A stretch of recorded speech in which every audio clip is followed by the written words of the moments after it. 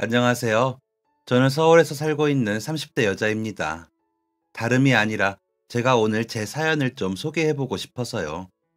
재밌을진 모르겠지만 제게는 특별한 일이라 열심히 적어보겠습니다. 저는 아버지가 안 계십니다. 제가 중학생 때 돌아가셨거든요. 아버지는 공무원이셨습니다. 우체국에서 일을 하셨어요. 저희 아버지는 엄청 성실하고 굉장히 다정하신 분이셨습니다. 흥도 많으신 분이었고요. 항상 어머니와 저를 웃겨주려 애쓰시던 분이셨습니다. 트로트를 엄청 좋아하셨던 분이라 저희 앞에서 트로트도 부르시고 춤도 추곤 하셨습니다.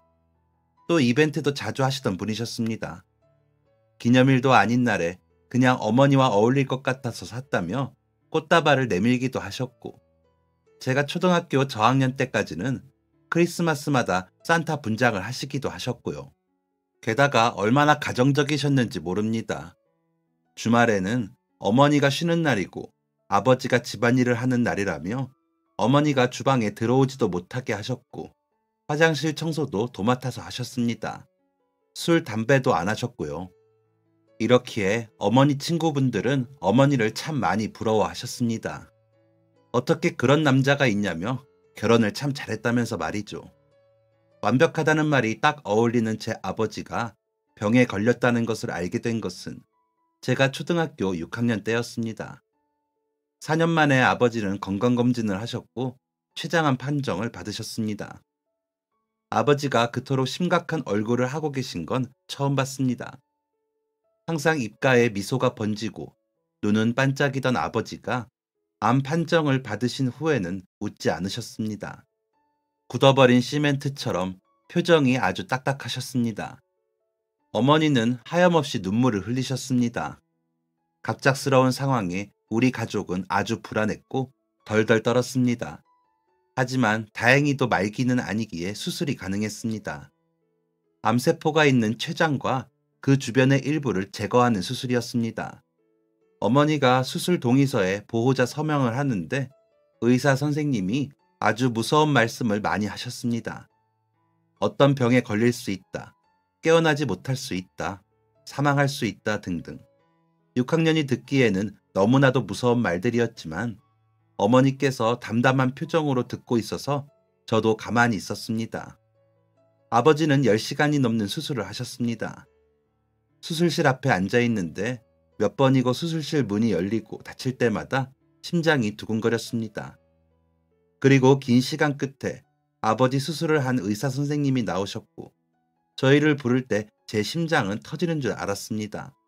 마스크 위로 보이는 눈만 보고 선생님의 표정을 읽으려 애썼습니다. 수술이 잘 되어서 안도하고 있는 표정인지, 수술이 잘 되지 않아서 불안해하고 있는 표정인지 종잡을 수가 없었습니다. 천만다행으로 아버지 수술은 잘 되었습니다. 수술을 마치고서도 한동안은 병원에서 생활을 하셨습니다. 그리고 몇 달 뒤 조직 검사를 다시 하셨고 암세포가 폐로 전이된 것을 확인할 수 있었습니다. 수술을 할 수 없는 상황이라 아버지는 그때부터 항암 치료를 시작하셨습니다. 지켜보는 내내 정말 많이 힘들었습니다. 막 중학생이 되었을 무렵이었는데 부모님의 도움을 받을 수 없었습니다. 하지만 저 또한 상황이 안 좋은 것을 알았기에 도움을 받을 생각을 하지 않았습니다. 그냥 스스로 해내야지. 아침에 혼자 일어나서 혼자 준비하고 학교 가고 집에 오면 혼자 공부하고 이런 생활이 익숙해졌습니다. 가끔은 부모님과 놀러 가고 싶기도 하고 투정도 부리고 싶었지만 그건 너무 이기적인 거라고 생각했습니다. 14살의 제 눈에 부모님은 마치 지옥에 있는 것처럼 불행해 보였거든요. 아버지는 기력이 없으셨고 병원에 갈 때 아니면 집에만 계셨습니다. 드시는 것도, 말씀하시는 것도, 걷는 것도 모든 게 힘들어 보이셨습니다. 아버지가 항암 치료를 시작하고부터 어머니는 일을 나가기 시작하셨습니다. 백화점 식품관에서 판매 일을 하시면서 어머니가 벌어오시는 돈으로 저희는 생활을 해야 했습니다. 아버지의 퇴직금은 일시금으로 받아서 이미 병원비와 수술비, 항암치료 비용으로 다 쓴 뒤였습니다. 아버지는 힘든 투병을 계속하셨고 결국 제가 15살 때 돌아가셨습니다. 제가 알던 빛나던 아버지의 모습은 온데간데 없이 움푹 패인 볼, 듬성듬성한 머리카락, 거뭇한 낯빛을 하시고 그렇게 가셨습니다. 어머니는 언젠가 이런 순간이 올 것을 알았다는 듯이 장례식장에서 울지 않으셨습니다. 그저 허공을 보고 가만히 계실 뿐이었습니다. 아버지가 떠난 후 그 자리에 남아있는 것은 빚뿐이었습니다. 그 사이 빚까지 생긴 저희 집은 어머니 혼자 감당하시기에 많이 벅찼습니다. 어머니는 백화점 식품관에 계시다가 다른 백화점의 유아용품 층으로 옮기셨습니다. 손님이 많은 바쁜 백화점이었습니다. 인센티브를 많이 준다는 말에 유아용품 브랜드에 들어가서 판매를 시작하셨는데 그만큼 노동의 강도가 강했습니다. 행사도 많이 있었고 백화점과 집의 거리도 멀었습니다. 집에 돌아오시면 10시에서 11시는 기본이었습니다. 그럼 어머니는 늦은 저녁인지 야식인지 모를 끼니를 대충 때우시고 주무셨습니다. 그 모습을 가만히 지켜볼 수밖에 없는 상황이 답답했습니다. 얼른 저도 어머니를 돕고 싶었습니다. 그래서 고등학교를 졸업하자마자 바로 일을 해야겠다고 마음먹었습니다. 대학교 진학은 아예 생각하지도 않았습니다. 그러다가 고3이 되었고 선생님과 상담을 하게 되었습니다. 예진이는 대학교에 진학을 안 하겠다고? 네, 바로 취업하려고요. 성적도 좋은데, 아쉬운데, 취업도 어려울 거고. 안 되면 아르바이트라도 해야죠. 집안 사정이 좀 안 좋아서 빨리 돈 벌고 싶어서요. 그럼 예진아, 지금부터 공무원 준비해보는 건 어떻겠니? 아버지도 공무원이셨다고 했지? 요즘 학교 다니면서 공무원 준비하는 애들도 많더라. 한번 생각해봐. 공무원 쪽은 한 번도 생각을 해본 적이 없었습니다. 관심이 없기도 했고 시험 공부를 오래 해야 한다고 생각을 했기 때문이죠. 그런데 선생님 말씀을 듣고 주변을 보니 고3인데 공무원 시험 준비하는 애들이 간혹 있더라고요. 아니면 국가 자격증 학원을 다니는 애들도 있었고요. 왜 그 생각을 못했을까 싶어서 저도 그때부터 9급 공무원을 준비했습니다. 그러다가 고등학교 졸업을 했고 첫 시험에는 보기 좋게 떨어졌습니다. 이렇게 공부하면 안 되겠구나, 더 열심히 해야겠구나 생각이 되어서 본격적으로 계획을 세우고 공부를 시작했습니다. 하지만 마냥 공부만 하자니 영 마음이 불편하더라고요. 집에 빚은 쌓여 있고 어머니는 먼 거리를 왔다 갔다 하시면서 힘들게 일을 하고 계셨으니까요. 그래서 평일에 딱 3일만 오전에 아르바이트를 하기로 했습니다. 알바를 시작한 곳은 빵집이었습니다. 빵을 진열하고 판매하며 매장을 관리하는 업무였습니다. 지하철역 인근에 위치해 있으면서 아침 일찍 문을 여는 빵집이라 그런지 출근길에 오는 사람들이 굉장히 많았습니다. 다들 열심히들 살고 있구나 생각하면서 부럽기도 하고 존경스럽기도 하고 그랬죠. 그렇게 그 빵집에서 다음 시험 때까지 총 1년을 일을 했습니다. 1년이라는 시간이 길다면 긴 시간이잖아요. 그동안에 많은 손님들을 보았고 그중 단골 손님들과는 친해진 분도 몇 분 계셨습니다. 그런데 그렇게 자주 오시는 단골 손님들 중에 특이한 분이 한 분 계셨어요. 일주일에 딱 한 번, 매주 월요일이 되면 그 손님은 가게에 나타났습니다. 바쁜 출근 시간대를 넘기고 이제 한숨 돌리려고 하면 어김없이 그 남자가 가게로 들어왔죠. 20대 초반으로 보이는 남자는 덥수룩한 머리에 항상 헤드셋을 끼고 있었습니다. 그리고 차림새는 언제나 반바지 추리닝이었죠. 제가 그 남자를 기억하게 된 것은 날씨가 추운 날에도 언제나 반바지만 입어서였습니다. 그렇게 설렁설렁 가게로 들어오면 빵도 설렁설렁 골랐습니다. 보통 빵집에 오는 단골 손님들을 보면 거의 비슷한 빵만 사가시거든요.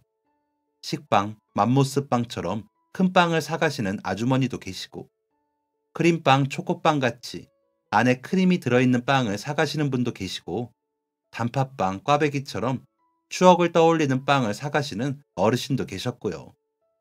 그런데 그 반바지를 입은 남자는 매번 고르는 빵이 달랐습니다. 항상 종류는 서너 가지를 골라서 사는데 매번 다른 종류의 빵을 샀습니다. 그리고 빵을 고를 때도 아주 신중하게 골랐습니다. 새로 나온 빵은 있는지, 같은 빵이라도 어떤 빵이 더 큰지 아주 세심하게 빵을 골랐죠. 이렇게 특이한 남자에게 호기심이 생기는 것은 당연했습니다. 대체 무슨 일을 하는 사람인 건지, 왜 맨날 반바지만 입는 건지, 헤드셋으로는 뭘 듣고 있는 건지 궁금한 것 투성이었죠. 그 남자가 가게로 들어오면 사장님은 "어휴, 저 백수 오늘도 왔네" 하셨습니다. 하지만 뭔가 제 느낌에는 백수가 아닌 것 같았습니다. 보통 백수라고 하면 꾀죄죄하고 까슬한 수염도 있잖아요. 그런데 그 남자는 추리닝만 입었을 뿐이지 수염도 없고 꾀죄죄하지도 않았습니다. 오히려 멀끔한 편이었죠. 머리도 기름기 없이 뽀송했고요. 대체 뭐 하는 사람일까? 정말 백수일까?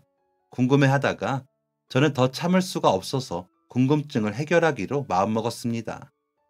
용기 내서 그 사람한테 물어보기로 한 거죠. 어김없이 월요일이 되었고 아침 10시 정도가 되어서야 남자가 가게 안으로 들어왔습니다. 10분이라는 시간 동안 신중하게 빵을 고른 남자는 제 앞에 3개의 빵을 내밀었습니다. 저는 계산을 하면서 조심스럽게 남자에게 물어봤습니다.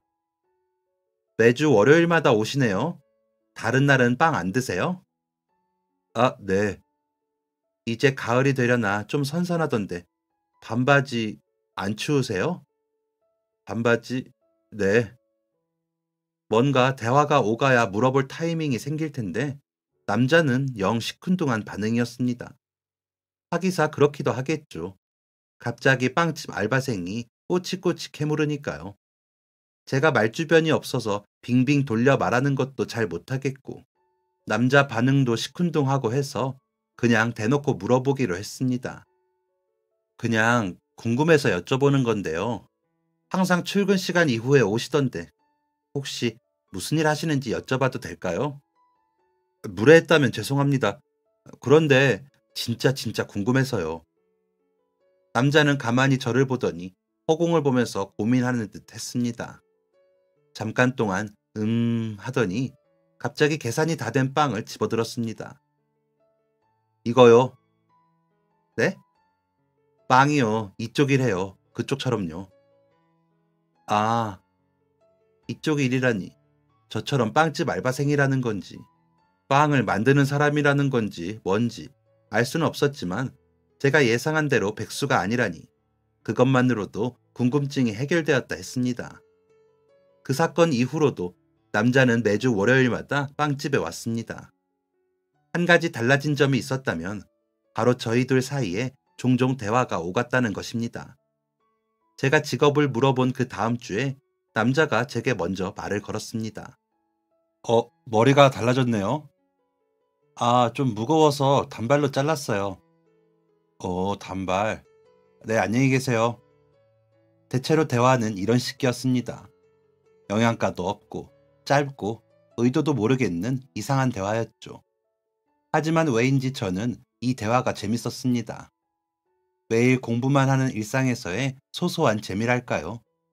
그런 엉뚱한 질문과 대답을 하는 남자에게 호감이 생긴 것 같기도 했고요.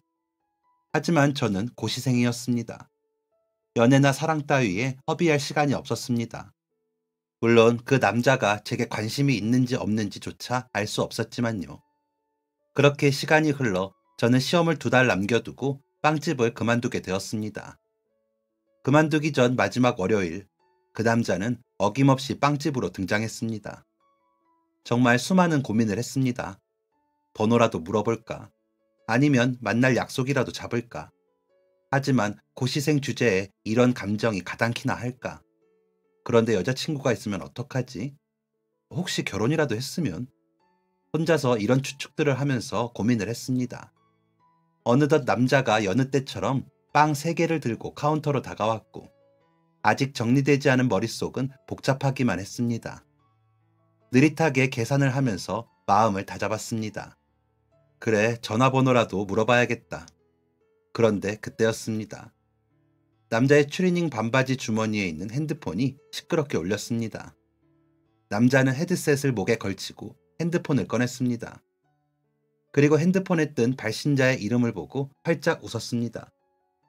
한 번도 웃는 모습을 본 적이 없었는데 분명 중요한 사람이구나 했습니다. 여보세요? 어? 아, 정말? 알겠어. 빨리 갈게요. 남자의 목소리는 한껏 들떠 있었습니다. 맨날 로봇처럼 딱딱한 모습만 내비치던 남자가 저렇게 밝은 모습을 보이다니. 놀라서 저는 그대로 멈춰버렸습니다. 남자는 제 손에 들려있는 빵을 가져가 챙겼습니다. 그러더니 다 된 거죠? 하고는 빵집을 나섰습니다. 수백, 수천 번의 고민이 무색하게 그렇게 남자는 갔습니다. 소중한 사람이 있는 것 같다는 짐작만을 남겨둔 채요. 그 이후 빵집을 그만두고 온전히 시험 공부에만 몰두했고 끝내 저는 9급 공무원 시험에 합격을 할 수 있었습니다. 어머니가 정말 좋아하셨습니다. 장하다면서요. 아버지는 3년을 했는데 저는 2년을 했다면서 자랑스러워 하셨습니다. 기특하다고 좋아하시고 그날 처음으로 울지 않으시면서 아버지 얘기를 많이 하셨습니다. 공무원이 되고 나서는 솔직히 제가 생각했던 것만큼 행복하진 않았습니다. 법원에서 일하게 되었었는데 생각보다 업무량도 많고 월급도 듣기보다 적더라고요. 그래서 야근을 자처하면서 수당을 챙겼습니다. 하루빨리 집에 있는 빚을 청산하고 싶었고 이제는 월세집에서 전셋집으로 가고 싶은 마음이 있었기 때문이었죠. 그렇게 3년을 일했습니다. 법원에서 일하면서 별의별 사건을 다 보면서요. 조용하고 엄격한 법원 공무원 생활은 제 적성에 맞았습니다. 그래서 좀 더 빨리 적응할 수 있었고 꾸준히 일할 수 있었습니다. 그렇게 3년이 되니 어느덧 집에 있던 빚을 모두 갚을 수 있었습니다. 날이 참 좋은 어느 주말 어머니가 맛있는 아침밥을 차리시고 저를 부르시더라고요. 예진아, 이제 끝났다. 네? 뭐가요? 다 갚았어. 고생했다. 어머니의 눈에 눈물이 그렁그렁 맺혔고 저도 따라서 눈물이 주르륵 흘렀습니다. 저희 모녀가 그동안 취미생활, 애정이 없는 외식 한 번 안 하고 얼마나 악착같이 모았는지 서로가 알기에 눈물을 흘릴 수밖에 없었습니다. 그날 아침부터 눈물을 주룩주룩 흘린 저와 어머니는 아침 식사를 하고 오붓하게 영화관에서 영화도 보고 마트에 가서 장도 보고 집에서 고기를 구워 먹었습니다. 그리고 그로부터 1년 반이 지나고 저희는 드디어 월세집을 벗어나서 전셋집으로 가게 되었습니다. 물론 어느 정도 대출을 받기는 했죠. 사실 고민이 많이 되었습니다. 드디어 빚을 다 갚았는데 다시 빚을 지는 게 맞는지요. 하지만 월세로 나가는 돈이 아깝기도 했고 공무원이라 대출이 잘 나오기도 했고 어머니가 직영점 매니저가 되셔서 큰맘 먹고 이사를 하게 된 것이었습니다. 이사하면서 고장난 지 오래된 TV도 새 걸로 사고 어머니 화장대도 하나 사드렸습니다. 진짜 행복하더라고요. 제가 돈을 벌어서 해드릴 수 있는 게 있다는 것이 그저 기쁘기만 했습니다. 이대로 어머니랑 하하호호 행복하게 살면 되겠다고 생각했습니다. 그럴 수 있을 줄 알았습니다. 하지만 행복은 저희 가족과 거리가 먼 단어였을까요? 이사하고 3개월쯤 되었을 때 어머니께서 쓰러지셨습니다. 근무 중이었는데 핸드폰이 울렸습니다. 어머니였습니다. 이 시간에 무슨 일인가 하고 전화를 받았는데 수화기 너머로 삐용삐용하는 구급차 소리가 들렸습니다. 다른 목소리들도 들리고 엄청 어수선했습니다. 이정숙 씨 따님 되시나요? 네, 맞는데요. 누구시죠? 구급대원입니다. 어머니께서 일하시던 백화점에서 쓰러지셔서 출동했어요. 지금 행복병원 응급실로 가고 있습니다.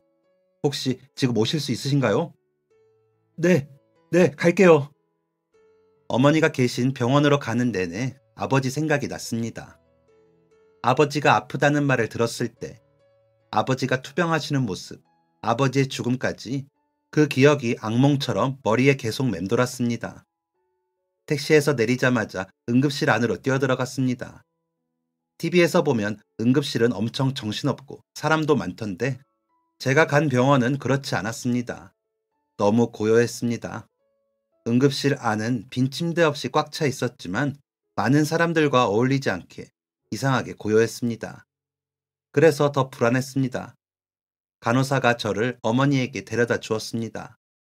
어머니는 제가 오기 전 몇 가지 검사를 이미 마치고 누워 계셨습니다. 예진이 왔어? 엄마, 괜찮아? 일하다가 잠깐 어지러워서 쓰러진 거야. 뭘 너한테까지 연락을 하고 그랬다니. 보호자한테 연락하는 건 당연한 거지. 한 번도 이런 적이 없었는데 이게 무슨 일이야. 엄마 매니저 되고 나서 너무 무리한 거 아니에요? 자세히 보니 어머니 얼굴이 좀 야위신 것 같았습니다. 내가 그동안 너무 무심했나? 일한다는 핑계로 어머니를 너무 못 챙긴 거 아닌가? 마음이 안 좋았습니다. 어머니 곁에 앉아서 잠시 기다리고 있으니 의사 선생님이 오셨습니다. 이정숙님, 머리 안 아프세요? 조금이요. 아까보단 나아요. 검사 결과를 확인했는데 급성 뇌경색으로 보입니다. 입원하시고 시술 받으셔야 할 것 같아요. 뇌경색이라니 심장이 쿵 떨어지는 기분이었습니다. 이제 좀 살만한가 했더니 왜 또 이런 시련이 닥치는 건지 너무 마음이 쓰렸습니다. 어머니는 곧바로 입원을 하셨습니다. 저는 어머니와 같이 일하시는 분을 통해 어머니의 짐을 받고 집에 가서 필요한 입원 물품을 챙겼습니다. 집에 가서 물품을 챙기면서 엉엉 울었습니다. 어머니를 잃을까봐 너무너무 무서웠습니다.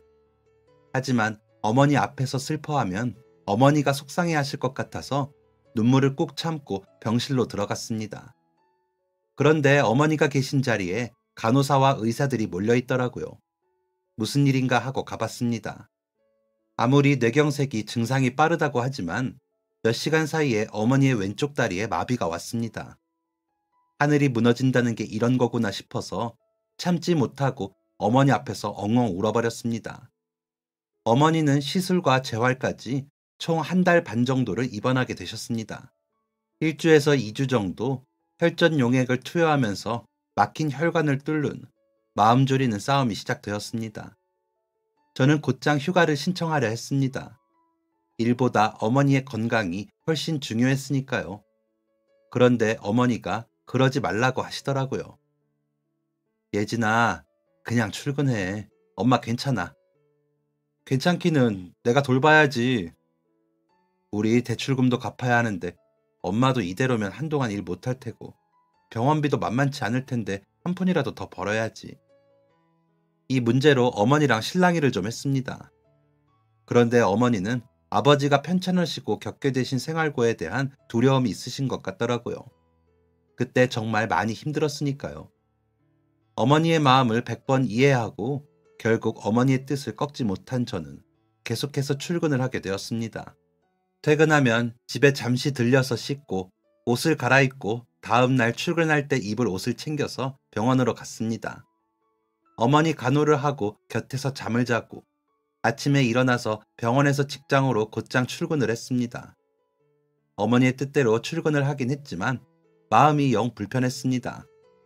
다리도 한쪽 불편하신 어머니가 괜찮으실지 걱정이 되어서 하루에도 몇 번씩 전화를 걸었습니다. 엄마, 괜찮아요? 별일 없어? 식사는 하셨죠? 응, 병원 밥 정말 별로다 예진아. 그래도 다 먹고 지금 빵도 먹고 있어. 빵? 내가 빵을 사다 놨었나? 아, 옆 침대 사람이 나눠주더라고. 어머니가 계신 병실은 6인실이었고 6분 모두 어머니와 비슷한 또래의 아주머니들이었습니다. 옆 침대에 계신 분은 얼핏 보았는데 그분이 챙겨주셨구나 생각을 했습니다. 퇴근하면서 과일이라도 사서 나눠드려야겠다고 생각을 했습니다. 퇴근길에 오렌지와 사과를 샀고 집에 가서 얼른 세탁기를 돌리고 청소도 한번 하고 느지막이 병원에 갔습니다. 병실은 이미 불이 다 꺼져 있었고 모두 주무시고 계시더라고요. 창가 쪽에 있는 어머니 자리에 가다가 어머니 옆자리의 커튼이 살짝 걷어져 있어서 눈에 들어왔습니다. 무심코 쳐다보게 되었는데 어머니 옆자리에 계신 분은 식물인간이시더라고요. 그제서야 생각이 나더라고요. 어머니 옆자리 분은 뇌종양 수술 후 식물인간으로 지내고 계신다고 어머니가 말씀해 주셨습니다. 그럼 누가 빵을 줬다는 건지 궁금했습니다. 앞 침대에 계신 분이 주셨다는 건가? 하고 대수롭지 않게 생각하고 어머니 곁에서 잠을 잤습니다. 그리고 그 다음 날은 입원 후 처음 맞이하는 주말이었습니다.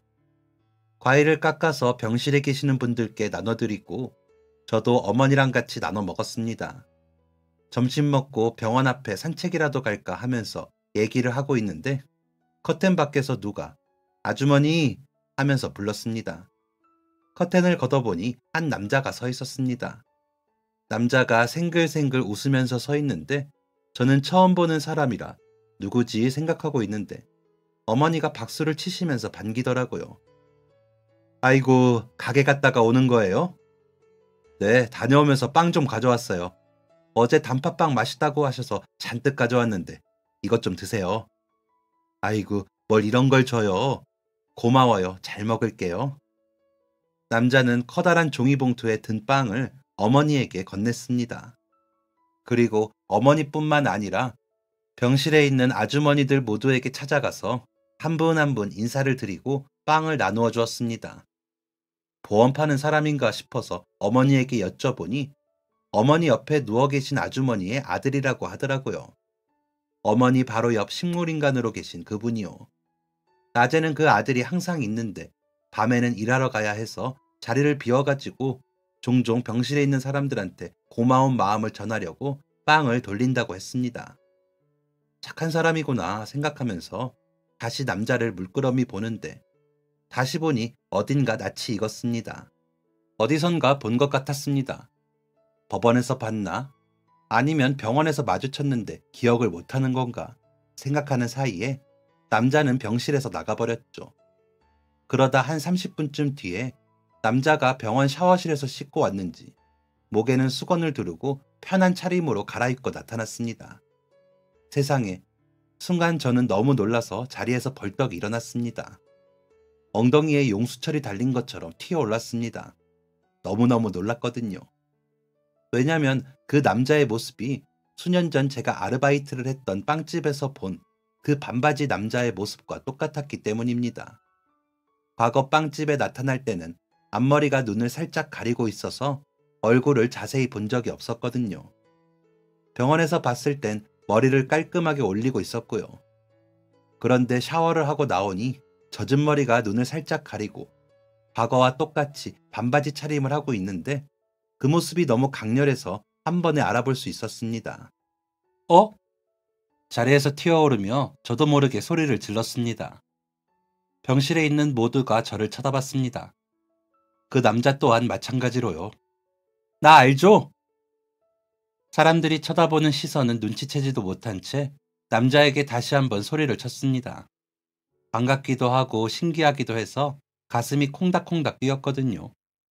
남자는 특유의 멍한 표정으로 저를 잠깐 쳐다보더니 금세 눈이 휘둥그레졌습니다.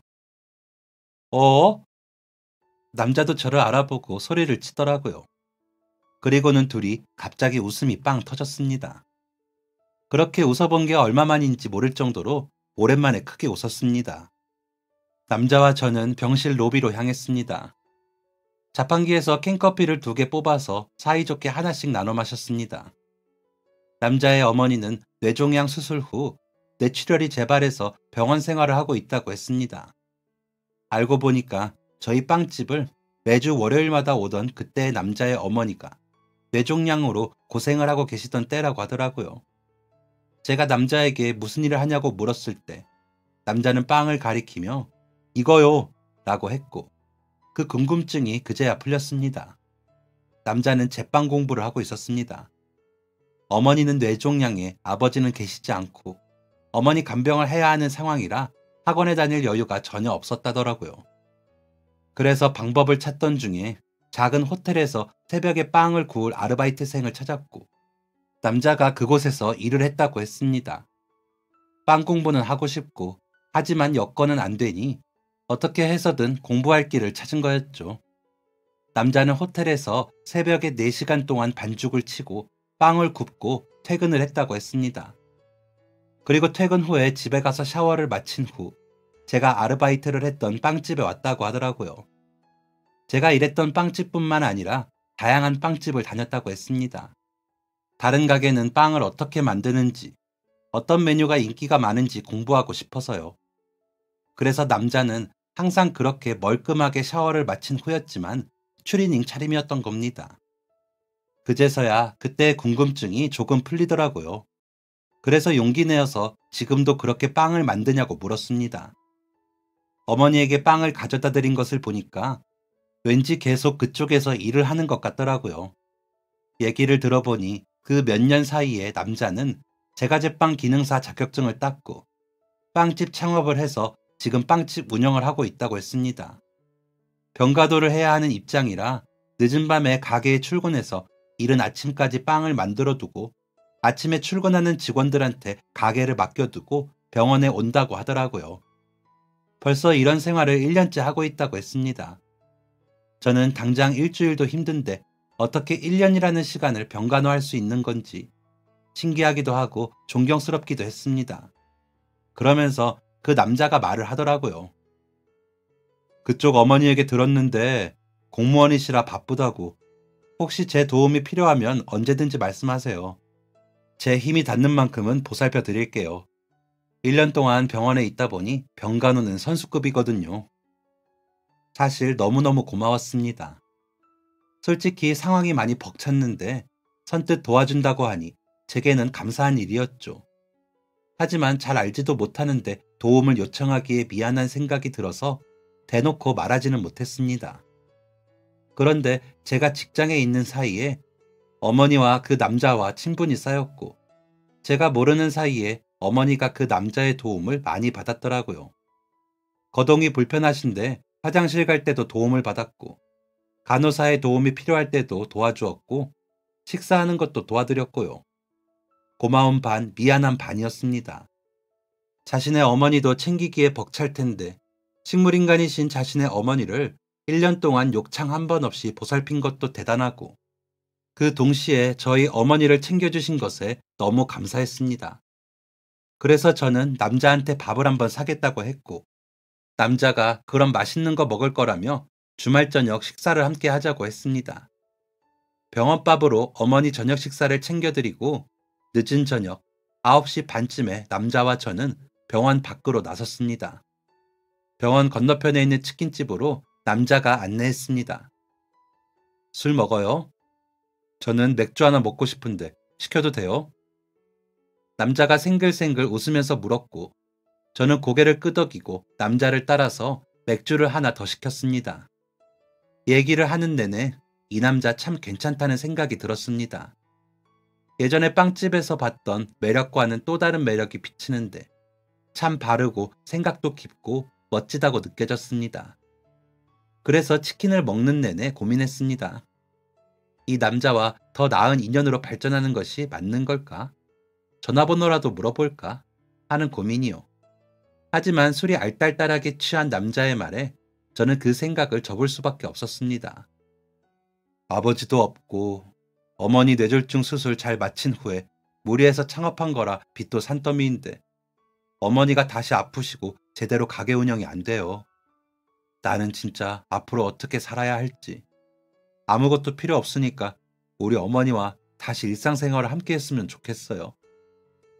저렇게 힘든 상황, 극한의 상황에 처해진 사람한테 전화번호를 물어보는 것조차 신뢰가 되겠다고 여겨졌습니다. 반대 입장에서 생각해 봤을 때 저희 어머니가 지금 많이 편찮으신데 대뜸 누군가 전화번호를 물어보면 불편할 것 같았거든요. 게다가 피할래야 피할 수 없는 바로 옆 침대였기도 했고요. 그래서 그 남자와 적당한 거리를 유지하면서 한 달이라는 시간을 보냈습니다. 그동안 도움도 정말 많이 받았고요. 어머니는 보름 정도 병원 생활을 더 유지하셔야 했는데 병원을 먼저 떠난 것은 그 남자와 그의 어머니였습니다. 이제 요양병원에 보내드려야 할 것 같아서요. 저 혼자서는 무리도 되고 병원비도. 아무튼 그렇게 되었어요. 축 처진 어깨에 애써 올리는 입꼬리를 보며 저는 그저 고개만 끄덕일 뿐이었습니다. 그렇게 저는 또 한 번 제 마음에 쏙 드는 이상형의 그 남자를 보내줄 수밖에 없었습니다. 내게 여전히 연애, 사랑은 사치구나 생각하면서 말이죠. 그 이후 시간이 흘러 어머니는 퇴원을 하셨고 재활도 잘 받으셨습니다. 하지만 퇴원 후 1년이 지나고 어머니는 또 한 번 쓰러지시게 되고 구급차를 다시 한번 타고 응급실에 가시는 도중 세상을 떠나게 되셨습니다. 어머니가 세상을 떠남과 동시에 제 세상도 끝이 나는 기분이었습니다. 온 세상이 제게 거짓말을 하는 것 같았고 사고가 비정상적으로 돌아갔습니다. 장례식장에 온 회사 동료분들, 어머니 지인분들이 제게 많은 위로를 건넸습니다. 대부분 어머니보다 저를 더 걱정하는 태도였습니다. 임종을 혼자 지켜서 어쩌냐, 아버지도 안 계시는데 어쩌냐, 이런 말들이었습니다. 그런데 그게 전혀 기분이 나쁘지 않았습니다. 사실이었으니까요. 너무 억울하고 비통하고 슬픈데 모두 사실이잖아요. 저는 앞으로 가족 하나 없이 어떻게 살아야 할지 막막함을 넘어서서 정신줄이 끊긴 듯이 멍했습니다. 그렇게 어머니를 보내드리고 어머니는 납골당에 모시게 되었습니다. 어머니와 헤어지고 매일같이 납골당에 갔습니다. 가서 우는 날도 있고 울지 않는 날도 있고 그냥 어머니만 보다가 왔습니다. 그렇게 한 달이 지났습니다. 점차 어머니에 대한 기억이 좋은 기억들만 남게 되고 제 생활에 대한 사고도 하게 되며 정신을 차리던 무렵이었습니다. 그제서야 납골당에 있는 다른 사진들에 눈이 들어오더라고요. 그런데 어머니의 옆자리에 있는 사진을 보고 저는 놀라지 않을 수 없었습니다. 어머니 옆자리에 계신 분의 사진은 총 3개가 있었습니다. 하나는 고인이 혼자 찍은 사진, 나머지 2개는 아들로 보이는 사람과 같이 찍은 사진이었습니다. 그런데 그 아들의 모습이 굉장히 낯이 익었습니다. 아들과 고인의 얼굴을 번갈아 가면서 한참을 보니까 바로 빵집 그 남자와 그 남자의 어머니라는 것을 알게 되었습니다. 요양병원에 간다고 하셨는데 날짜를 보니까 요양병원에 가신 후에 세상을 떠나신 것 같았습니다. 납골당 사진에 있는 병원복이 요양병원 병원복이었거든요. 어딘가 익숙한 얼굴, 익숙한 이름에 뚫어져라 봤는데 제가 마음에 품었던 그 남자가 있다니 소름이 돋을 정도로 신기하고 묘한 기분이었습니다. 반가워해야 할지 슬퍼해야 할지 마음이 싱숭생숭했다는 표현이 적절하겠네요. 그렇게 남자와 그의 어머니를 발견한 이후 제가 일이 갑자기 바빠져서 일주일에 2번 어머니를 찾았습니다. 그런데 납골당을 방문했을 때 일주일에 1번꼴로 꽃이 바뀌어 있는 것으로 보아 남자가 꾸준히 자신의 어머니를 보기 위해 이곳을 들리는 것 같았습니다. 저는 고민을 하다가 이건 마치 저와 그 남자 사이의 마지막 기회라고 여겨져서 남자의 어머니가 계신 자리 앞에 쪽지를 붙여두었습니다. 월요일 빵 먹으러 갈까요? 투박한 말과 함께 제 전화번호를 적어두었죠. 그 이후 하루하루 떨리는 마음으로 기다린 끝에 일주일이 지나서야 남자에게서 연락이 왔습니다. 좋아요 라는 담백한 문자였습니다. 그 이후 남자와의 만남은 시작되었습니다. 저처럼 부모님이 2분 다 안 계시고 생활고를 이겨낸 환경이라는 것이 공통점이 많았습니다. 같은 아픔을 딛고 비슷한 처지에서 살아가는 저희는 급격하게 가까워졌습니다. 그리고 서로의 속마음을 나누게 되었습니다. 저는 남자에게 솔직하게 말했습니다. 제가 아르바이트를 하던 빵집에서 보았을 때부터 호감이 있었다고 말이죠. 그러니 남자도 머뭇머뭇하더니 사실 자신도 그랬답니다. 그래서 자꾸 제 헤어스타일이 바뀌었네, 새로 나온 빵이 맛있네 하면서 말을 붙였다고 하더라고요. 제가 그날의 기억을 떠올리면서 그때 남자가 환하게 웃으며 전화를 받던 걸 기억한다니까 그게 그 남자의 어머니라고 하더라고요. 뇌졸중으로 고생을 하셨을 때 정신이 왔다 갔다 하셨는데 온전한 정신이실 때 남자의 어머니께서 가끔 남자에게 전화를 거셨고 그게 하필 제가 봤던 그 타이밍이었던 것 같았습니다. 남자는 본인이 처한 환경이 썩 좋지 않았기에 저에게 더 다가올 용기가 없었다고 했습니다. 저와 같은 입장이었던 것이죠. 그러다가 병원에서 재회를 했고 그땐 저도 그렇고 그 남자도 그렇고 상황이 이전보다 훨씬 더 안 좋았으니 서로 용기를 내지 못했던 것이었습니다. 하지만 어떻게든 될 인연이었던 건지 납골당 바로 옆자리에서 만나게 되었고 제 쪽지로 인연이 다시 닿은 거였죠. 이쯤 되니 진짜 전생에 뭐가 있었나 싶을 정도로 신기하더라고요. 그렇게 제 쪽지를 시작으로 종종 만나며 서로의 아픔을 달래주던 저희는 어느새 연인이 되었습니다. 그리고 재작년 2021년에 저희는 결혼식을 올렸어요. 경기가 경기이기도 했고 부모님 안 계시고 초대할 친척분들도 없어서 조촐하게 친한 지인들만 초대해서 식사를 대접했습니다. 그리고 행복한 신혼생활을 즐긴 후에 올해 초 아주 귀여운 쌍둥이를 출산하게 되었습니다. 사람 인연이라는 게 진짜 신기하죠. 포기해야 하는 인연이라고 생각했는데 자꾸만 마주치고 인연이 닿다 보니까 이건 어쩔 수 없이 맺어져야 하는 인연이 아닌가 생각이 들기도 합니다. 살아가면서 이런 일들이 종종 있잖아요. 친했던 동창을 다시 만난다거나 하는 뜻밖의 장소에서 뜻밖의 사람을 만나는 그런 경우요. 그런 경우가 생긴다면 놓치지 마시고 절대 무시하지 마시고 한 번 더 그 인연과 그 사람에 대해서 생각해 보시길 바랍니다. 어쩌면 그 사람이 여러분의 남은 인생을 좌지우지할 사람일 수도 있으니까요.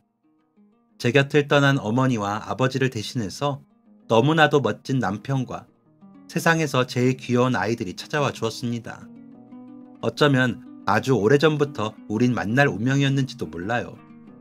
그렇기에 지금의 만남이 더욱 특별하고 더 소중하게 여겨지는 것일 테고요. 제 남은 인생을 제 남편과 저희 애들을 위해 아주 열심히 살아보려고 합니다. 이 인연이 아쉽지 않고 이 생이 후회되지 않게 말이죠. 제게 특별한 인연이 찾아와 준 것처럼 여러분께도 소중하고 특별한 인연이 찾아와 주기를 바라고 그 인연이 끊어지지 않기를 바라겠습니다. 모두 후회하지 않는 삶 사시기를 바랄게요. 감사합니다. 지금까지 사연 들어주셔서 감사합니다. 사연이 재밌으셨다면 구독과 좋아요를 눌러주세요. 감사합니다. 안녕히 계세요.